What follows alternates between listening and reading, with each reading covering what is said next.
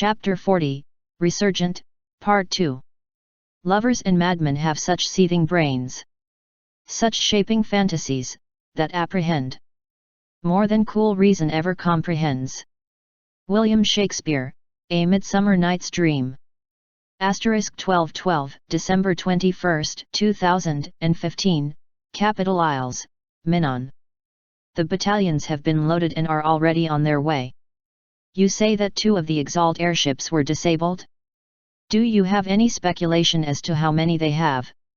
If enemy reinforcements were present, then they are already aware of your escape. They're likely hardening their defenses even now. The passenger compartment of the Hummingbird was packed with Minotaurs, either loading weapons or other supplies that would be necessary for the fight, or huddled around the projected image of the scattered islands that comprised the nation of Minnan.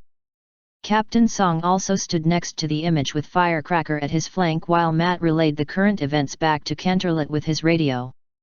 Asterion stood front and center of the projected image, pointing towards several different islands in the chain before casting an acidic look to Asvarian.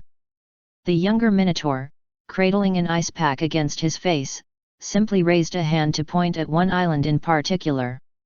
And Twilight sat on the outer edge of the mayhem in the now vacant seat that Skybolt had controlled the airship from, for all intents and purposes excluded from the discussions.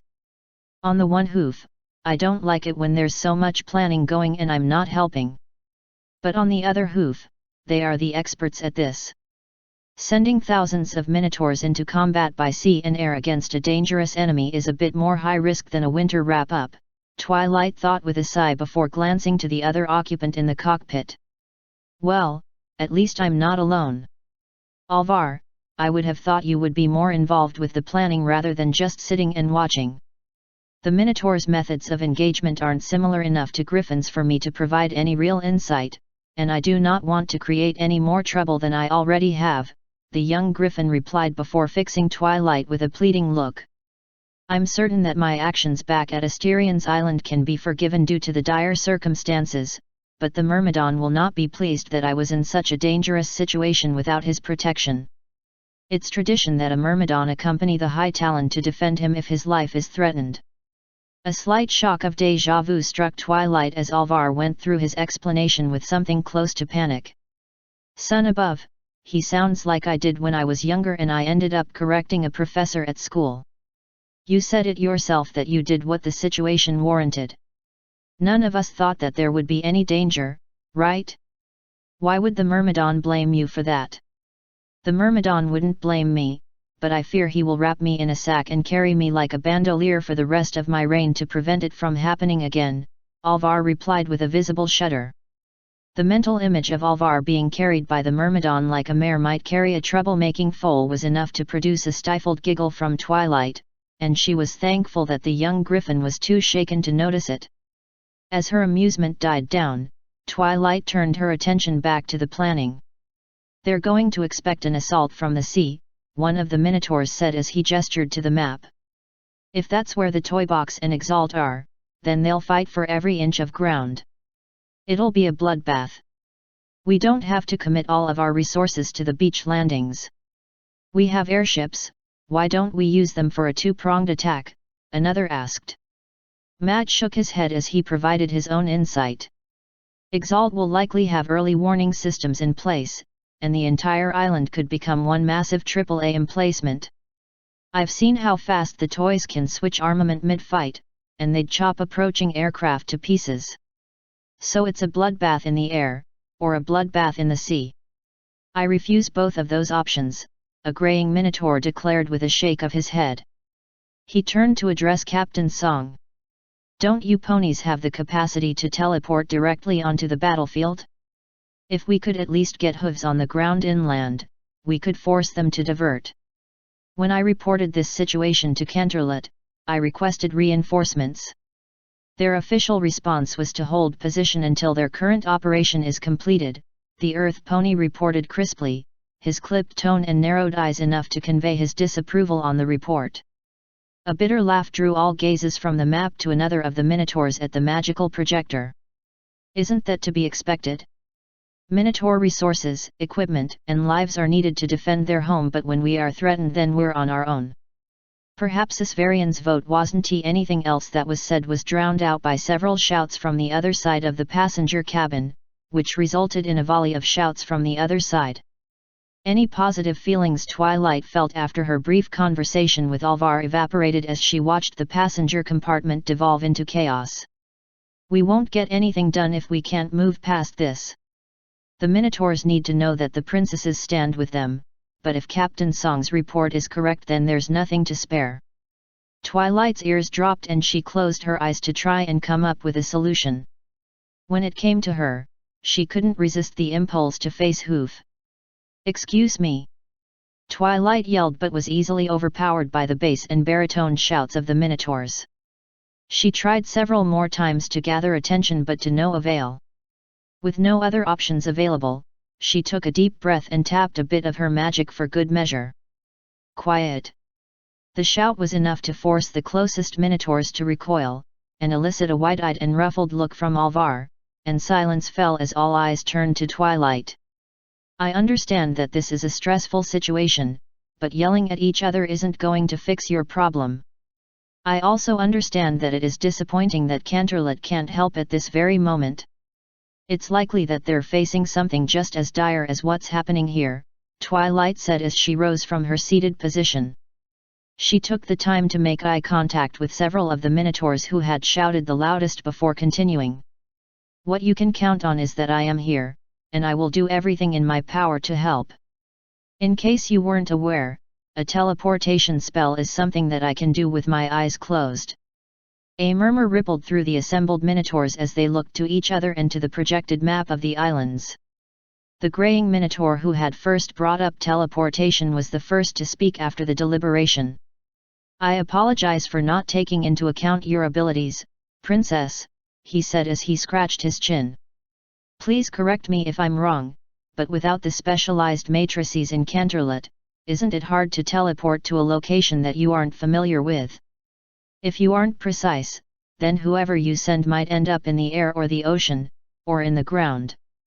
You could teleport the hummingbird," Skybolt suggested quickly from the doorway to the adjoining armory room. "If we strip everything out of the passenger compartment, you could stack around 20 of your troops plus the Dusk Guard for rapid deployment. If Princess Twilight can teleport us to low altitude over the island, we'll be able to disembark and disrupt their defenses to allow the other airships to safely land. Plus, the hummingbird isn't helpless either. She's fast, armored, and has enough armament to support the troops we land." Again the murmurs swept through the room, and more than one set of eyes turned back to Twilight. "I can do it," Twilight replied with a confident nod, her mind already fast at work crunching the magical numbers to teleport something the size of the equestrian airship to the island that had been indicated on the map. She wasn't the only one that got back to work, as the Minotaurs dove into a slightly more productive debate about the troops that would be a part of the lightning strike. The only ones still in the passenger cabin that were not a part of the debate were Matt and Captain Song, who both made their way to the cockpit and Twilight. "I never doubted that Princess Celestia had her reasons for teaching you," Captain Song said with a respectful nod before continuing in a quieter tone. "It's something else entirely to see those reasons in action. I'm confident that the Minotaurs would have taken the island where the toy box is eventually, but it would have taken many lives and it would have left them bitter given that we couldn't offer more help. You've shown them that we can help them and save lives in the process." Twilight accepted the compliment with a gracious bow. "I'm happy that I've lived up to your expectations, Captain, and the ponies under your command have earned their reputations. Skybolt's suggestion is inspired, as it's much easier for me to generate a teleport field around a hovering airship than several individuals on the ground, especially for a long-range teleport. I can further increase the accuracy while on board the..." "On board," Captain Song repeated before he set his jaw. "Princess, my primary mission for this excursion is to keep you safe and out of danger. I cannot in good conscience allow you to enter the battlefield, even if it's from within the hummingbird." "I have to agree. If Isvarian is correct, then the toy box and Exalt are both on the island, and Vidi would most likely go out of his way to target both you and me," Matt said with a strained smile. He switched the rifle in his right hand to his left and started to reach to pat Twilight on the head before halting himself. "If you stay here, then you won't get hurt." The giddy sensation of solving the earlier crisis crumbled as Twilight looked from Matt to Captain Song and back again. "They aren't going to let me help the best way I can?" she thought before another horrible thought struck her. "They want me to stay back where it's safe and do nothing, so I won't get hurt. I stayed back and did nothing, and Lana died because of it. Pinky got hurt because of it. I'm not going to let that happen again." From her frustration rose determination. "Thank you for your opinions and suggestions, Captains," Twilight replied as she tried to recall the official tone Princess Celestia used. She turned slightly to Alvar. "Hi Talon, you can attest to the fact that both of them have done what they feel is their duty in protecting me, and I am using my authority as princess to overrule them. Should the worst come to pass, they are not to be held responsible for my actions." Alvar's body language stiffened in response to Twilight's tone, and he replied with his head held high. "I have witnessed the commitment of your guards as I have witnessed your own, Princess. Should I return home without you, I will tell those that remain of your wishes." The young Griffin's words had a note of ritual to them, and Twilight suspected that just as she was mimicking Princess Celestia, he was mimicking someone that he respected as well. The expressions between Matt and Captain Song varied between frustration and resignation, but both gave way to surprise when Firecracker cleared her throat. The disguised changeling stepped out from behind Matt and offered a winning smile that was at odds with the tense atmosphere. "I don't mean to interrupt, but I just might have a solution that will provide Princess Twilight with a bit more protection without hindering her desire to keep everyone safe. Though I must admit it may be a little uncomfortable for you, Princess." "Oh, and why is that?" Twilight asked with an arched eyebrow. "I'll explain as we get ready," Firecracker replied with another grin. "The first thing you need to do is take those clothes off." And just like that, Twilight was suddenly more afraid of Firecracker's plan than the enemy. * 2 o'clock, December 21, 2015, Low Peak, Grufas.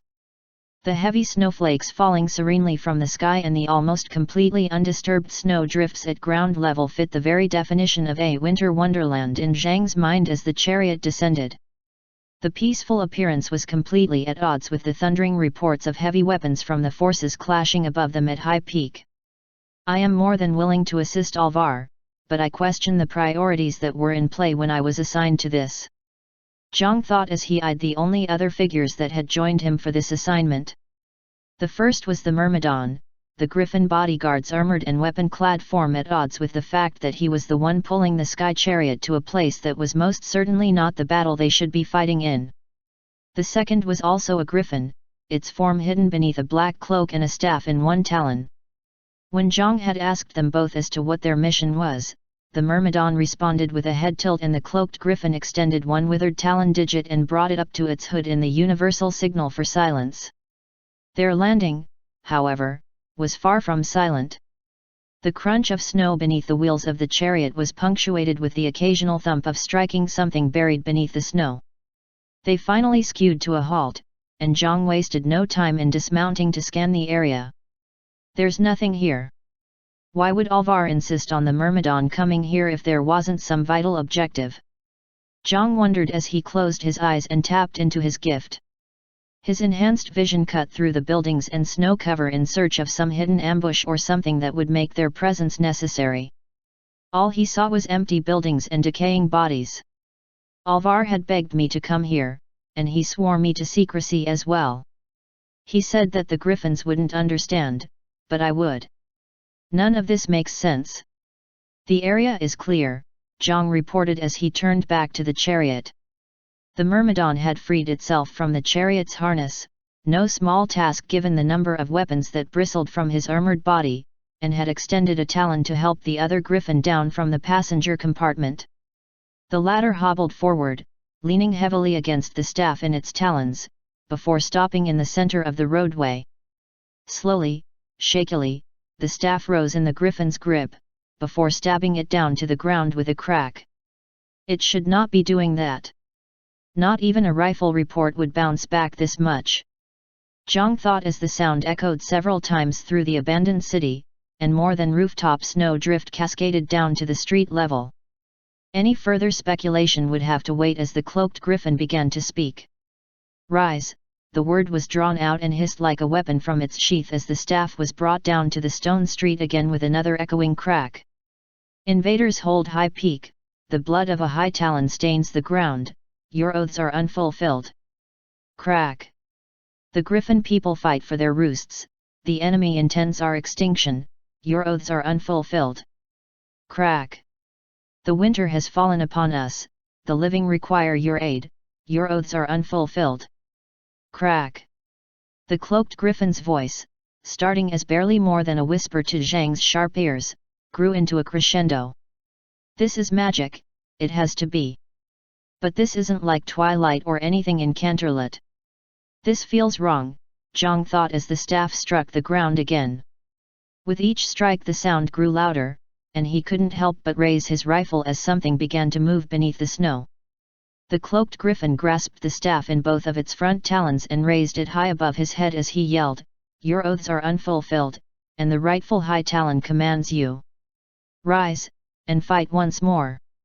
The red gemstone atop the staff flared with an angry light as it was driven down into the ground. Lines of energy raced down the staff and rippled across the ground like bolts of lightning to the scattered snowdrifts, each one jolting as it passed.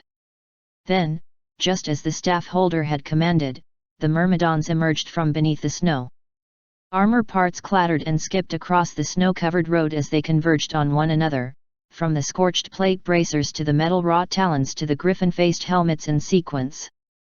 One by one, the scattered parts separated themselves from the frozen and desiccated corpses that littered the roadway to reconnect with each other, and one by one the massive myrmidons stepped forward until 9 faced the one that had escaped the massacre at the capital. As one, they tilted their heads, and a nod was the only reply. Fast as lightning, the sky-steel-clad myrmidon drew 2 of his swords only to let them sink to the ground point first. A halberd was next off of his back, followed by another pair of swords, and another set of weapons after that. For each weapon that was drawn and discarded, one of the myrmidons in line rushed forward to claim it before launching skyward. When the last weapon had been given, all 10 myrmidons ascended into the snowy clouds to engage the alien enemies, leaving Zhang still on the ground with no way of following.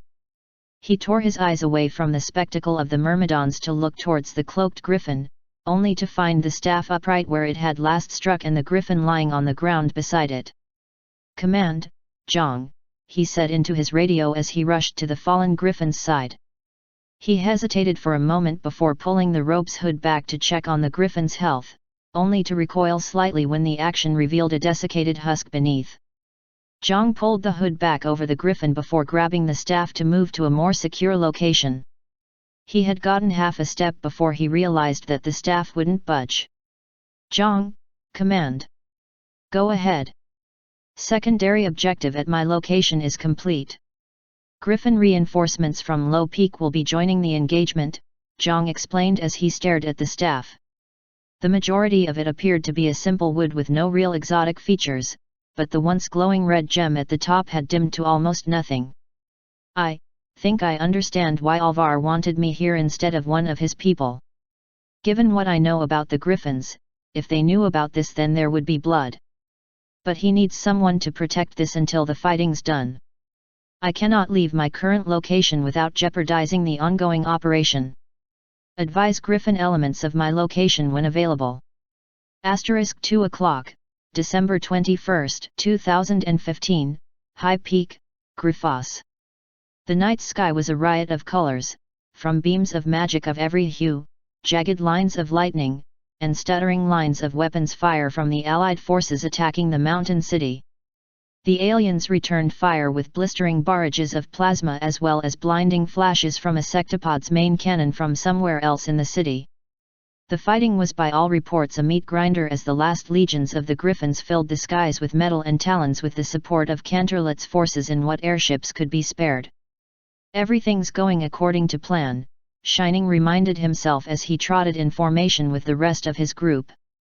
The golem Beowulf led the group from the point position like some heavily armored prow should contact be made.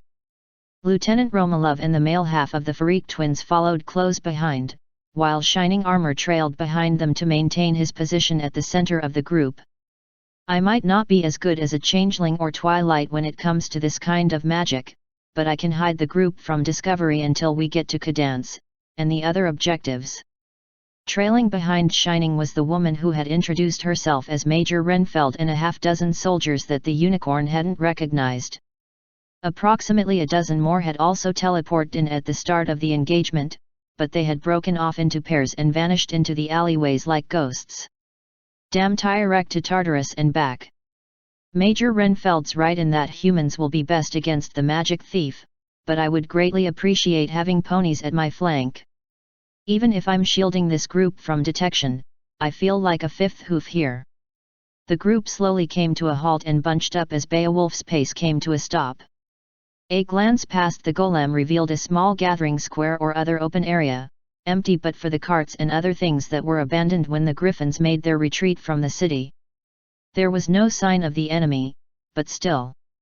We don't have time to creep along the border of the square, Renfeld reported as she also surveyed what was ahead of them. Beowulf, you're up. Quick as you can to the other side. If nothing shoots then we'll cross in pairs. Copy. Beowulf replied with a simple nod before turning to creep to the square's entrance. After a moment's preparation, the golem launched forward in a long-legged sprint. Several tense seconds passed as everyone's eyes darted along the rooftops and to the windows for any sign of an ambush, which never arrived. The golem slowed from a sprint to a walk as it entered the next alleyway, and it raised one hand to signal for the next group. Romalov, Shining, you're up next, Renfeld said, not moving from her firing stance near the wall. What do you say, Captain? A race? Romalov asked as he approached the mouth of the alleyway, the grin in his voice somewhat at odds with the ghoulish helmet that covered his face. An arched eyebrow was about all of the emotion that Shining could offer given that his eyes were covered in goggles. Trying to keep my mind off things, are you? Perhaps we should. Before Shining could finish, the human had already begun his sprint across the square. The unicorn's legs flexed as his hooves found purchase on the stone road as he rushed to catch up. It was that slight hesitation that saved his life. A spark of power ignited over the square, and the spark grew to form a portal almost as large as the square itself. From the portal, a massive equine body descended, dark-coated and with a white tail. Where a pony's neck and head might be rested a massive and muscled torso, partially obscured by a wild white beard and topped with an angry red face and two curving horns. The plaza shook as the new arrival landed, and it shook again when Tyrek roared, "Surprise!" Romalov's forward sprint turned into a skid as he tried to stop, but he was easy prey for the centaur as his right hand shot forward with startling quickness and grabbed him. The crunch of metal was easily heard as Romalov was scooped up into the air with seemingly little effort.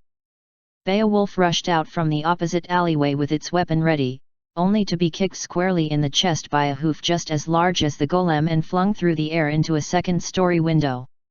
All Shining could do to avoid being trampled in the chaos was to dive for the cover of the discarded carts that cluttered the square. These are the vaunted humans that the elders are so enamored with. Tyrek boomed as he threw a contemptuous look towards Major Renfeld and her comrades as they scrambled for cover. He let out a thunderous laugh and lashed out with a stream of raw magic straight down the alleyway, cutting a trough of molten stone, save for one spot. Rather than dive into the neighboring buildings, Farik had held his ground. His left arm was outstretched in some gesture to channel his magic, but any sign of the spell he had cast hadn't survived Tyrek's attack. Steam wafted off of every inch of his armor, and the plates on his outstretched arm were scorched. He tried to raise his weapon to attack, only for a portal to open up beneath him. And he fell into Tyrek's other hand. Pitiful, barely as much magic as a foal, Tyrek laughed as a smaller beam of magic shot out at Farik. He screamed and struggled against the centaur's grip, only to be tossed away without a care. Pitiful, but with such potential waiting to be cultivated. Ah, they want to cultivate you like livestock, to craft the physical form they think they need.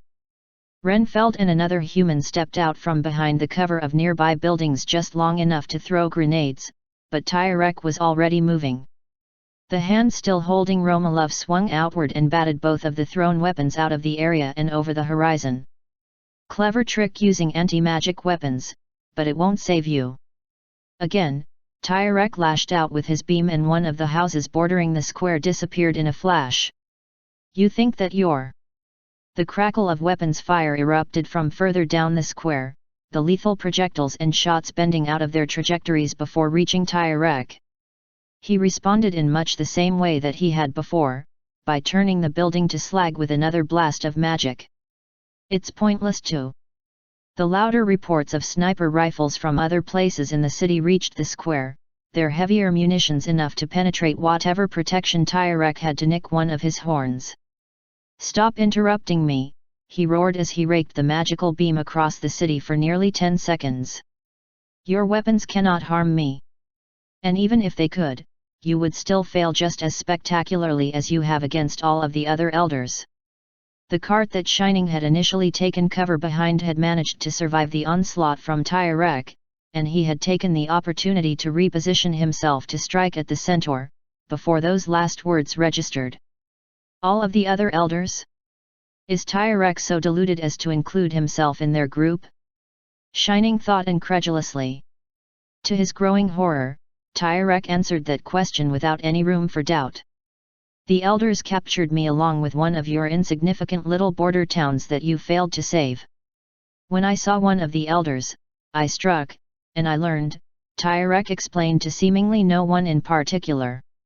He waved his arms in dramatic fashion, seeming to either forget that Romanov was still clenched in his right hand or simply not caring that he was still there.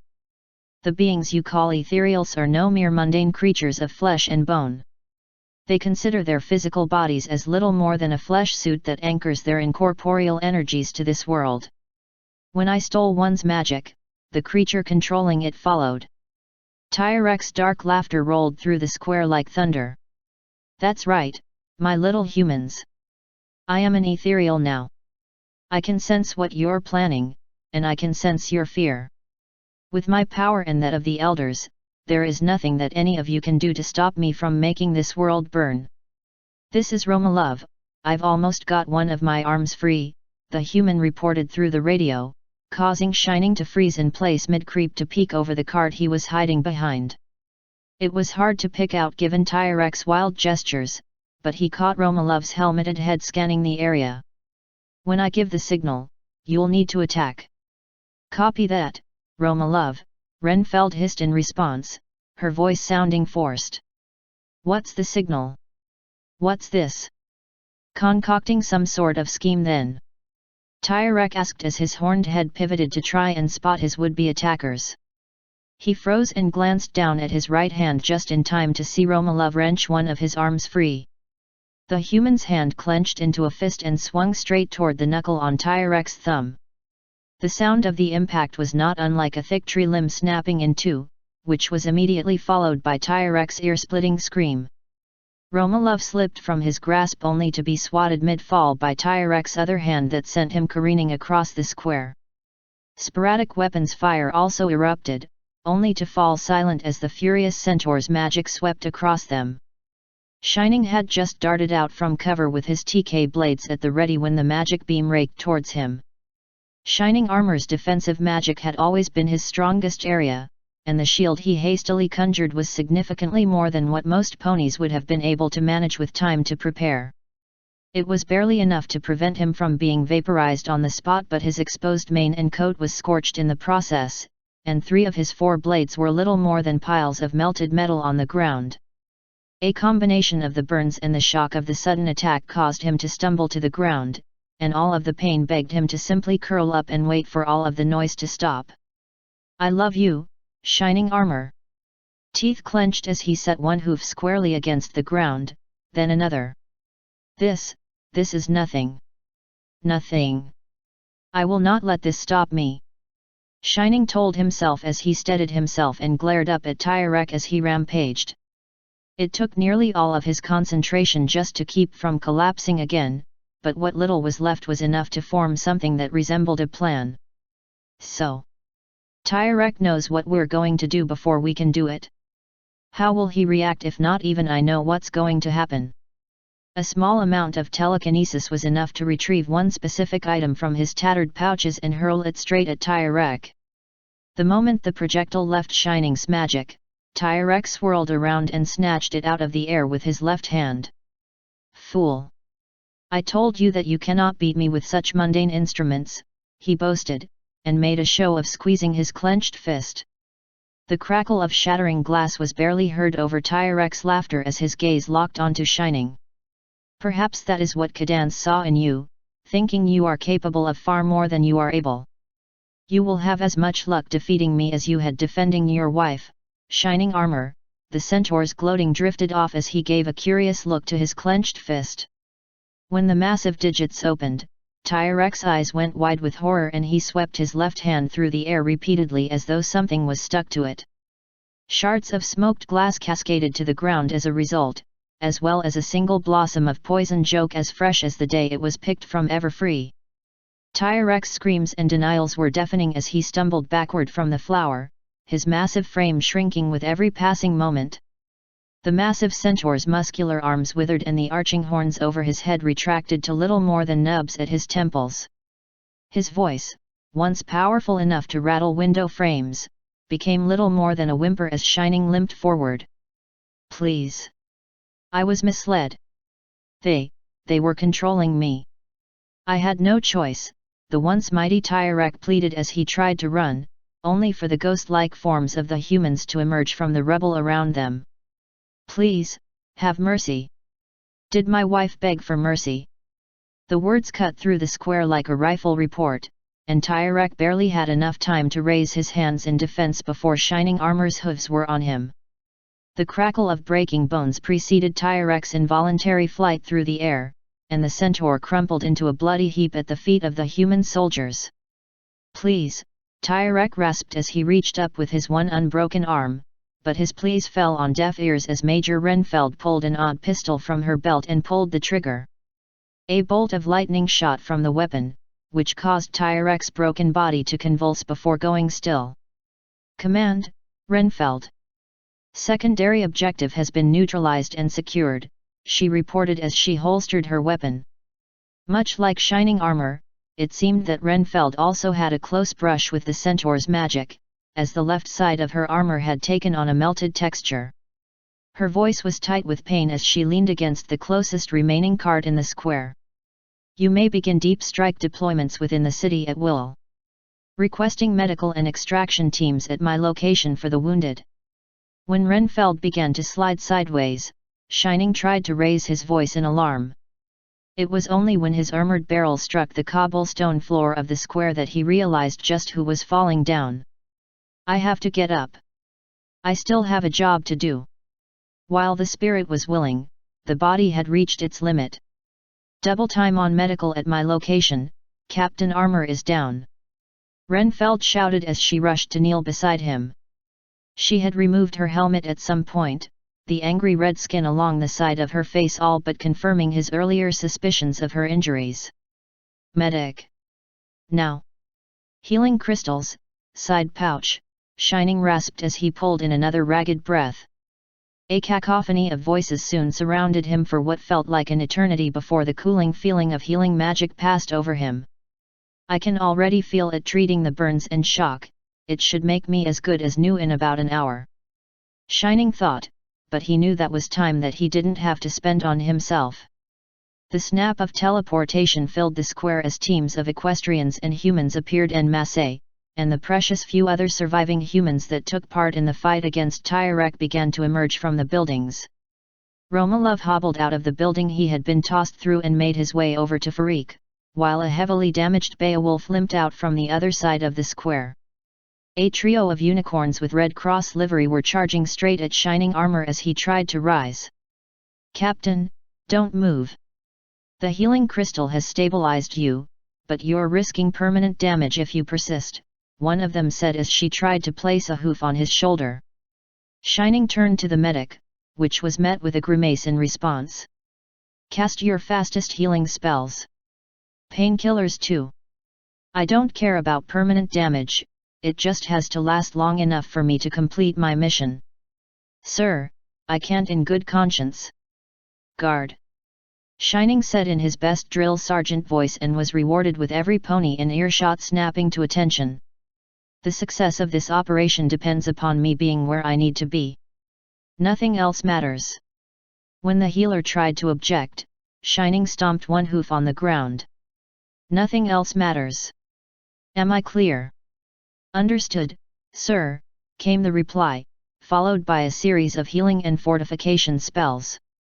One of Princess Luna's night guard barked out orders, and a dozen soldiers from the assembled races broke off to assemble at the center of the square.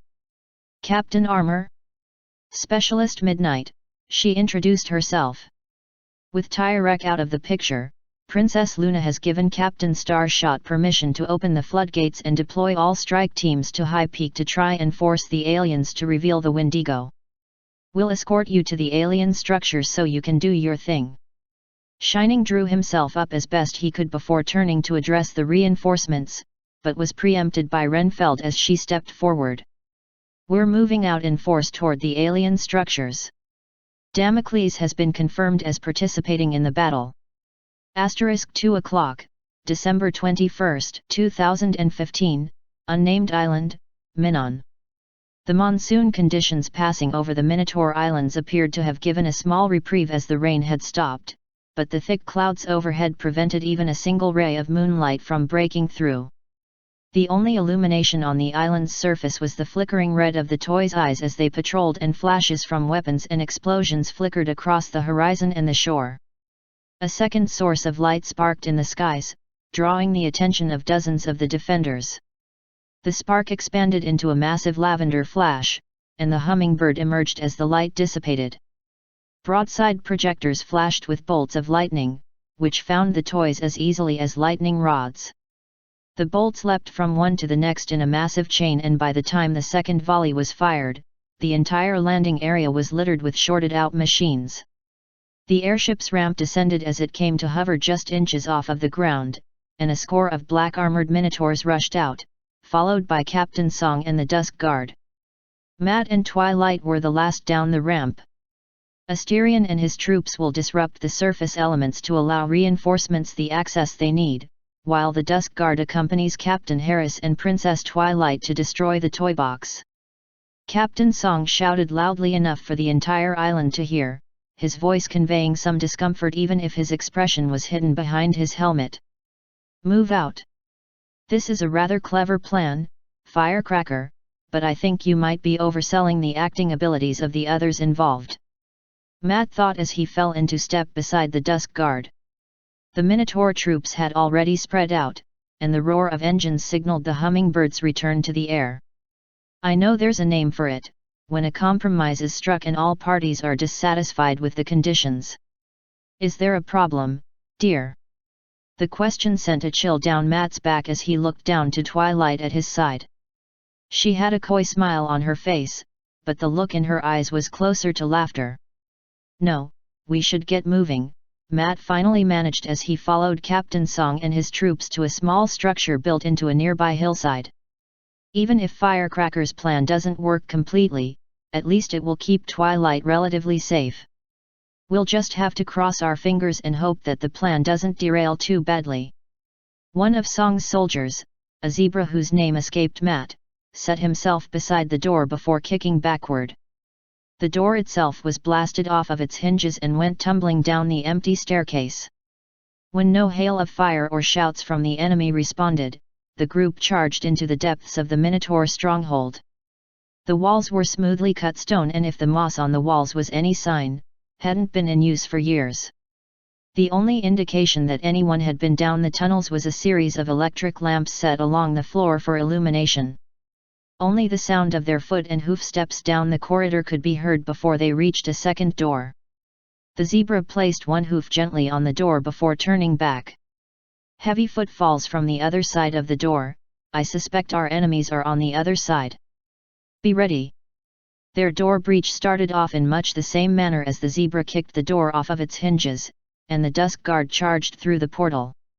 A minotaur toy nearest to the door was strafed by a beam of frost from one of the Dusk Guard's unicorns, and it shattered into dozens of pieces when the Pegase launched directly into it.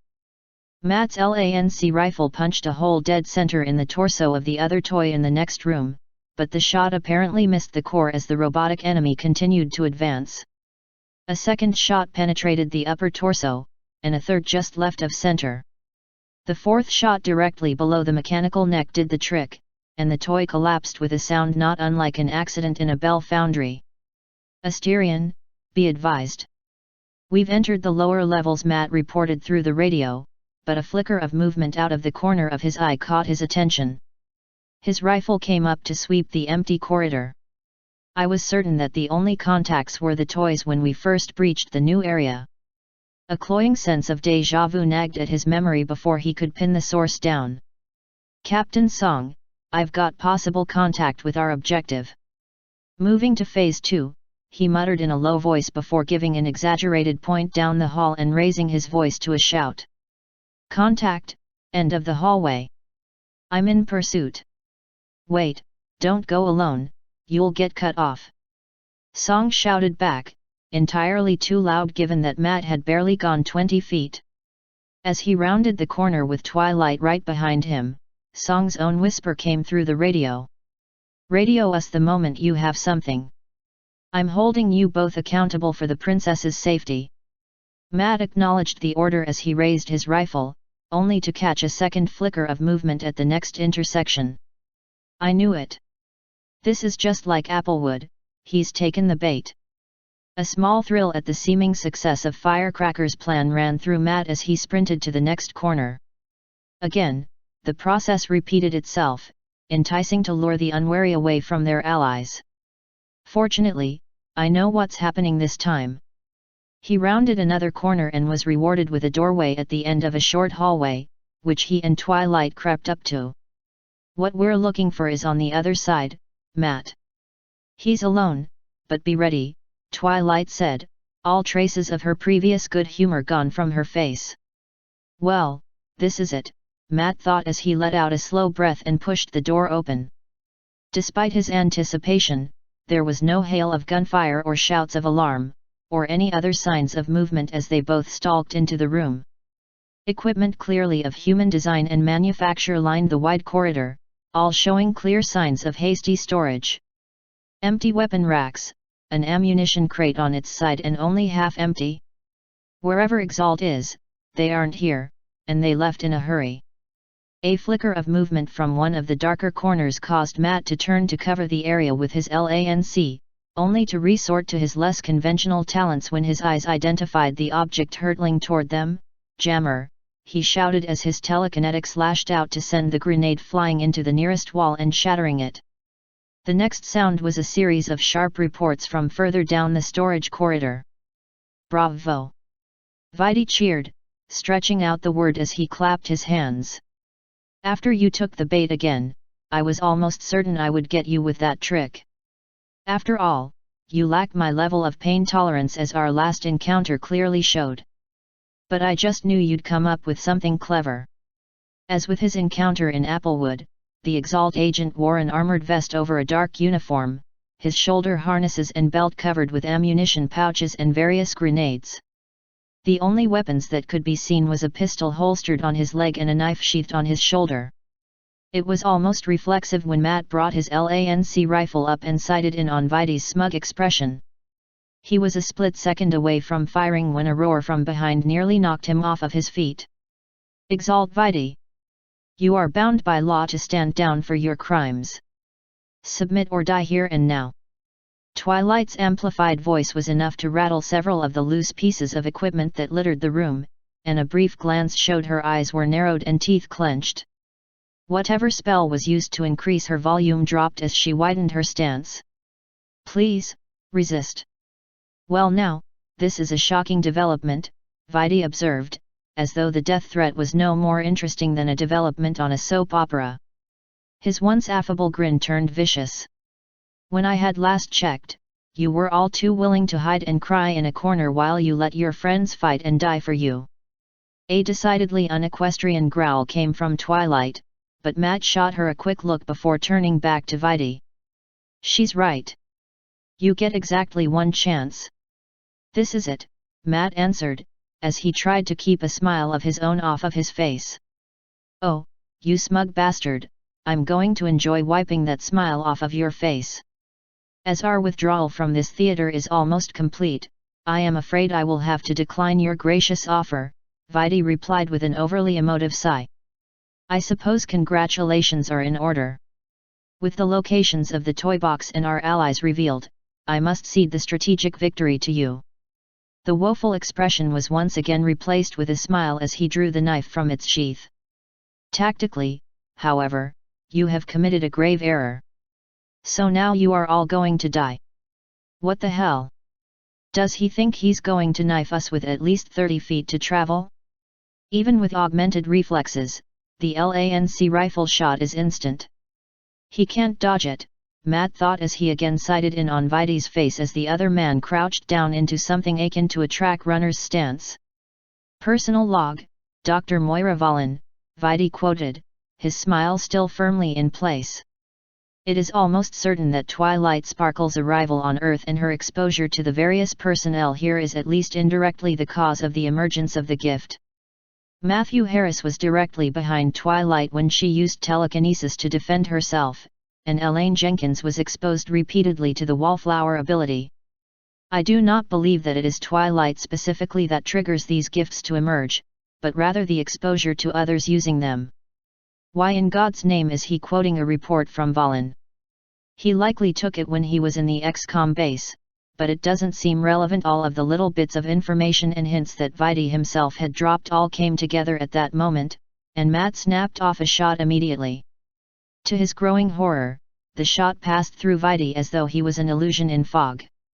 The glimpses of movement in Applewood and here, that comment about his pain tolerance, and Valen's report, he's gifted. The image of Vidi launched itself forward with inhuman speed, completely unaffected by the trio of center mass shots that passed through him. Matt braced himself, but the expected strike came from his right flank, knocking him to the ground. The LANC rifle had slipped from his grasp during the fall, and it careened to the far end of the room as though yanked by some unseen force. Now, let's settle this like the warriors of old, Vidi said with a giggle as he appeared before Matt, the knife twirling in his hands. Draw your blade, butcher. Let's see how you bleed. A spike of anger charged through Matt as he got to one knee, and he drew the griffin sword and swung with one quick motion. The blade passed effortlessly through Vidi, the illusion losing coherence from the strike. What's this, then? You ask for a duel but you're too afraid to fight me yourself. Matt taunted. Know your history, Mr. Harris. What is warfare but deception and a knife in the dark? Stories of honor and bravery are written by the winners after all the dying is done, Vidi sneered back, his voice coming from every direction. Shit, this isn't good, Matt thought as he rose to his feet before casting a look towards Twilight. Do we use the trump card now? If we do and Vidi acts first, Twilight could get hurt or killed. No, not yet. I have to think of some way to see him coming. A memory from months past came to Matt then, and he couldn't help but hold on to a spark of hope. If this works, I owe Shining Armor a thank you, he concluded as he retrieved the smoke grenade from his belt, pulled the pin, and dropped it at his feet. Borderline hysterical laughter echoed through the room from Vidi. What, are you going to use that as cover to escape? I won't let you. Another image of Vidi appeared and charged, but passed through the smoke without disturbing it. What was hard to miss was the hole being plowed through the smoke that was barreling directly toward Matt. A quick, backhanded slash with his sword met a moment of resistance, and Vidi flickered into focus beside Matt with a shocked look on his face and his knife's severed hilt in his hands. The sword reversed its path and forced Vidi to bend drastically backwards to keep his head. With his opponent off balance and now clearly identified, Matt brought his sword into both of his hands to throw all of his weight into a strike that would split Vidi from the crown of his skull to his groin. Slap! The sword stopped cold barely an inch from Vidi's head, held firmly in place by a bare-handed sword stop. "You and your clever tricks, Mr. Harris," he growled even as blood began to trickle down his palms to stain the sleeves of his uniform. The jovial smile and pretense at friendliness was gone, and in its place was an animal snarl. "I am superior to you. I will not be beaten by a smoke grenade and a sword wielded by a mere human." To Matt's horror and disbelief, he found himself being slowly pushed back despite Vaidy's poor footing and tenuous grasp on the sword's blade. They had almost shifted to even footing when time slowed, and Matt caught sight of a shining object falling downwards between them. That's the blade to Vaidy's knife. It must have been propelled upwards after he tried to parry my first attack. Well, he's right. He isn't going to be beaten by my sword, Matt thought wryly as he grabbed the severed shard of metal with his telekinesis and hurled it directly at its previous owner. The strike wasn't clean as the damaged blade struck broadside squarely in Vaidy's chest. There was enough power behind the impact to send him tumbling backwards and away from Matt, only to nearly collide with Twilight as she watched the fight. Not one to squander an advantage, Vaidy lashed out with one bloody hand and caught one of Twilight's hooves as he rolled backwards. "That's it, no more games!" Vaidy shouted as he wrapped one arm around Twilight's neck as he drew his pistol. "You're going to stand right there and I'm going to shoot you, or I'll twist your little princess Twilight's head clean off." He extended his arm to aim the pistol, but hesitated for just a moment when his hostage twisted in no way that was natural. A glance down revealed Twilight's head twisted upwards to grin at Vaidy, her mouth filled with fangs. A gout of green flame was followed by Twilight's snout transforming into a crocodile's maw that clamped on Vaidy's extended arm with a crunch. Despite the shock of the gruesome injury, Vaidy was quick to act as he released Twilight from his grasp and kicked her away. The disguised firecracker transformed in mid-air, Twilight's borrowed clothes tearing as lavender coat turned to black carapace and hooves turned to crab-like pincers. The crocodile head shrank and broadened into the lipless but toothy grin of a stag beetle chrysalid, the spectacle made all the more horrifying by Vaidy's severed arm still caught in its teeth.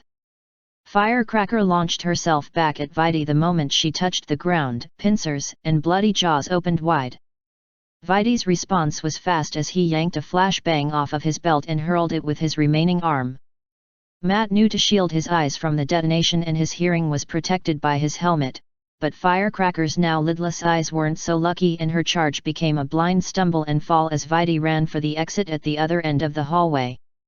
He had closed to within 10 feet of safety when lavender energy lashed out and hauled him into the air. "Exalt Vaidy, you are now detained under my authority," the real Twilight said as she dropped her own illusion spell and stomped over to Vaidy. Her hoof falls were amplified by the armor that she had traded from Firecracker, and the changeling's goggles hid the no doubt furious glare she had. "Submit, and you will receive no further injury until your trial." Vaidy's laughter was nearly delirious in its tenor. "Ah, were all these your clever tricks then, Miss Sparkle? I had thought Mr. Harris was entirely too confident in this fight with a civilian so close by. It's a pity you didn't have any clever tricks to draw on earlier, or your precious friends wouldn't have suffered. Don't forget, Twilight, if you had followed my advice when we first met, Equestria wouldn't have any further." Gloating was interrupted when Twilight's telekinesis slammed Vaidy into the stone floor. Twilight's head tracked Vaidy's body as she then propelled him upwards into the ceiling, then into the wall, then back onto the ground.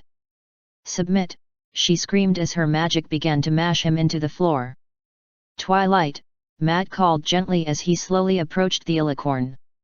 "Twilight, it's okay, we've got him. He's ours and he's not getting away." He reached out with one hand and placed it on her head. It took nearly a minute but she finally nodded and pulled Vaidy from the floor. The sound of metal clattering to the ground was the first indication that something was amiss, and Vaidy's gurgling laughter all but confirmed it. The only real movement that the bound man could make was to waggle his fingers, which each had the pin of a grenade wrapped around them. "Where's the grenade? I can't push it if I can't see it," Matt thought in a panic as a single second stretched for what felt like an eternity, before realizing there was only one option left. He shoved Twilight down to the floor and threw himself on top of her. "I'm so sorry, Twilight, but this is all I can do," Matt thought, the regret of what was about to happen only assuaged by the knowledge that Twilight would at least survive Viti's last trick. The blasts were deafening as Matt clenched his teeth, and a moment passed. Then another. And another. A glance from his turtled position on the ground revealed that Viti's last act had reduced him to little more than a pile of meat scattered on the ground. "I swear. I know love can bloom on the battlefield, but this is ridiculous. Maybe wait until after we aren't in an active operation." Firecracker shouted, her now equine form stumbling and nearly tripping over the arm that she had taken from Viti. "Now's not the time for jokes, Firecracker," Matt snapped back as he sat up and gave every inch of his armor a pat down. "No pain, no blood. I guess I lucked out." The relief was short-lived as he glanced over to Twilight, who appeared to be in a similar state of shock. "What?" Firecracker shouted in response to Matt's response, and a glance to the changeling revealed contracted pupils and ears twitching in every direction. "She's been flashbanged, of course she can't hear you," Matt thought, and he tried to stifle a giddy laugh. "We survived, we all survived. Even with Viti pulling bullshit, we won." The door that the trio had come through flew open as a pair of Captain Song's Dusk Guard rushed in with weapons raised. "Is anyone injured?" the unicorn in the pair asked while the Pegasus's helmeted head turned to glance toward the bloody arm that Firecracker had left behind. "Did you get him, sir?" the Pegase asked as he remained on guard to cover the opposite entrance to the hallway. "Do we have a confirmed kill on Viti?" Matt's initial response was to nod as he tried to rein in his grin. "Mother of God, Matt, if they see you smiling next to a bloody mess like that, they'll start calling you Butcher too." "Confirmed. Viti has been neutralized," he finally managed, waving a hand to the mess behind him. "I'm not sure I understand, sir." "The body over there, Matt said as he turned to point, only for his words to catch in his throat. The mutilated remains were gone as though they had never been there in the first place, the only sign of a struggle being a blood trail that led out the door. "Oh fuck me." Asterisk 304, December 21, 2015, High Peak, Grufas. The Damocles Ethereal was everything that the Allies had feared would happen in the operation. Stalwart forces froze or broke at the sight of it as it glided through the battlefield with a white-armored mutant attendant, and the few panicked attacks that were attempted rarely came close to hitting. Those that might have landed a wounding trajectory were swallowed up by a portal and sent back to the source, which only created more chaos. The remote plasma weapons it controlled swarmed around like hornets around a hive, raining fire upon any creature that might approach. For all of their successes up to this point, the offensive seemed that it would break against this singular enemy. However, Tyrek had been defeated. All reinforcements were being sent to assist in the offensive. A shooting star cut through the night sky toward the Ethereal at impossible speeds, but the alien was quicker. A portal swallowed the Ethereal up just before impact, depositing it at the end of the plaza where the meteor had landed. All of the remote plasma weapons turned to face the crater as Damocles waited. The alien leader was joined by its attendant and others, most taking pot shots at the retreating equestrian forces. From the fires of the impact crater, one black armored hoof emerged, then another as Princess Luna stepped forward to face her enemy. A small cloud of telekinetic blades hovered behind her like a school of fish, all pointed blade first at her adversary. Apex specimen, acquisition difficult. Damocles's mind grated against Luna's mental defenses like sandpaper. A dozen portals opened up behind the Ethereal, which deposited even more of the remote plasma weapons into formation. Difficult, not impossible. Luna's narrowing eyes was her only response as all 8 of her blades crossed the distance of the square in the blink of an eye. The mental equivalent of a scoff came from Damocles, who countered with 8 corresponding portals and sent them flying back at Luna. The lunar princess only arched an eyebrow in response, casting her own portal spells to reverse the trajectory again. The blades volleyed dozens of times between the two before Luna began opening her own portals ahead of and behind those of Damocles. Frail arms thrust forward, and a shimmering shield deflected the blades before they could impale the ethereal. The remote weapons jerked to attention and responded with a hail of plasma at Luna, only for the alicorn to respond by teleporting the white-armored mutant directly into the path of the fire. The elite's armor lasted for a quarter of a second, and the alien beneath it less than that, but Luna seized that brief moment of concealment to teleport herself above the plaza. A blast of pure magic launched from her horn to hammer Damocles, only for the ethereal to repeat its portal trick to escape. Damocles's guided weapons realigned to fire upwards, but less than half were able to fire as Luna's telekinetic blades began going after them directly. The remaining remote weapons began to evade and fire on the TK blades. With their weapons occupied, the two leaders had no choice but to fight directly. As with many fights, the deciding factor was experience and technique. As with many fights, it was decided by a single mistake. Luna's next attack was a hail of lesser blasts that peppered the area around Damocles, but it was little more than a cover as she teleported within physical striking distance.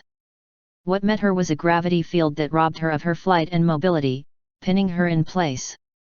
Resistance will result in damage to specimen, not advised. Damocles battered down Luna's mental defenses as he reached for her. With possibly hundreds of years of experience in dominating the minds of lesser species, such an end to the fight was expected. Princess Luna, however, had well over 1,000 years of experience in the subtlety that makes up dreams. It was all too simple to determine what her enemy expected to happen, and simpler still to show Damocles what it wanted to see. An armored hoof connected squarely with Damocles's robed chest, the ancient and brittle bones reduced to dust from the impact. The ethereal was sent tumbling backwards, all four arms grasping at the fatal wound. The efforts were futile as the alien's body began to convulse and combust with uncontrolled power. All that remained of his death throes was a desiccant body and a charred black helmet. The entire fight had taken less than 10 seconds. Damocles has fallen. Luna shouted as she took flight. Regroup and advance. Many innocents depend upon it. Asterisk 305, December 21, 2015, High Peak, Grufos. The appearance and subsequent defeat of Damocles on the battlefield had caused the line of advance to fluctuate wildly. The troops nearest to the battle with the ethereal had been in full retreat with the alien forces close behind, but the rout had turned into a pitched battle with Luna's sudden arrival. The Allied forces had rallied and set themselves, catching their pursuit off guard. The fighting along the flanks had been far less drastic in its changes, only gaining substantive ground after Luna's booming voice had announced her triumph over Damocles.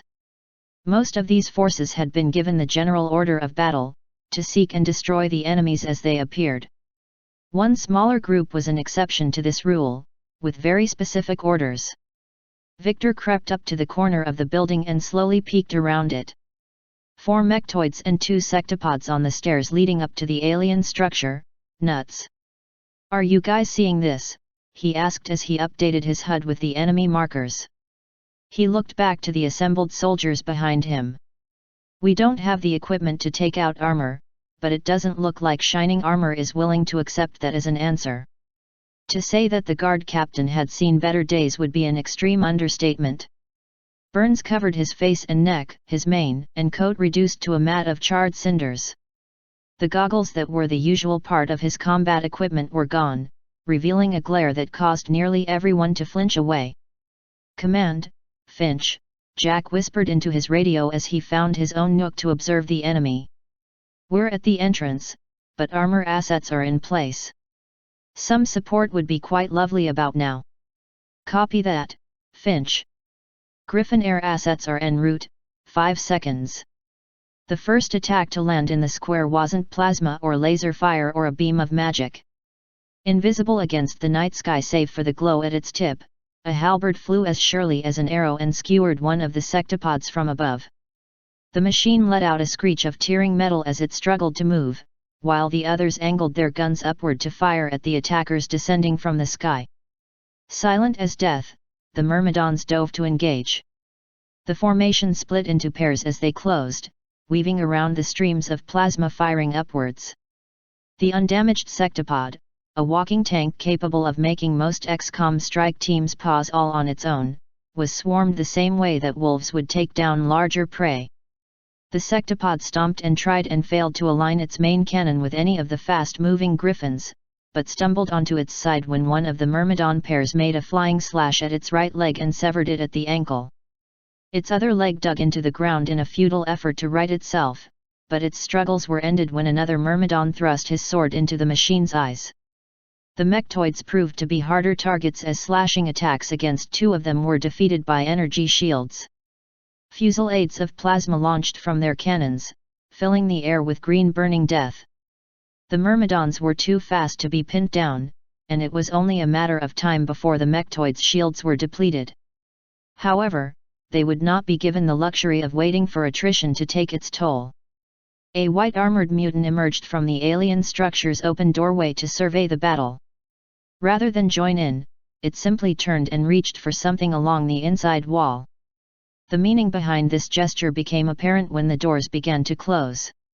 Unlike the energy fields that their ships typically used, these were solid metal and very thick. "They're sealing the facility. We have to go now," Shining Armor yelled as he broke from cover despite the protests of the other soldiers waiting.